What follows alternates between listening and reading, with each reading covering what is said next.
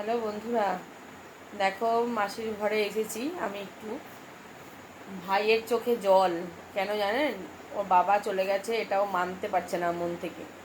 বলছে আমার বাবা আরও 4-5টা বছর আমার কাছে থাকতে পারতো, কারণ আমাদের জগৎটা তো বাইরে আর ওর জগৎটা তো ঘরেই না।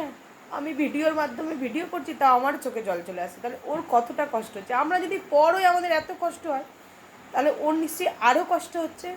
ওকে কিছুতেই শান্ত করা যাচ্ছে না। ওর একটাই কথা, আমার বাবা আরও 5টা বছর থাকতে পারতো আমার কাছে, তারপর আমাকে যেতে পারতো রেখে। এখন এরকমই ওর সিচুয়েশান চলছে যে ওর মনের মধ্যে মানে কিছুই ভালো লাগছে না। আমি এসছিলাম ওইটা বোঝানোরই কথা, আমরা সবাই বলছি, কিন্তু ওকে বানানো যাচ্ছে না। সবাইকে বল কেমন আছেন সবাই। কেমন আছেন সবাই? বল আমি ভালো আছি। ভালো আমি আছিস ভালো তুই? আছি। ভালো আছিস?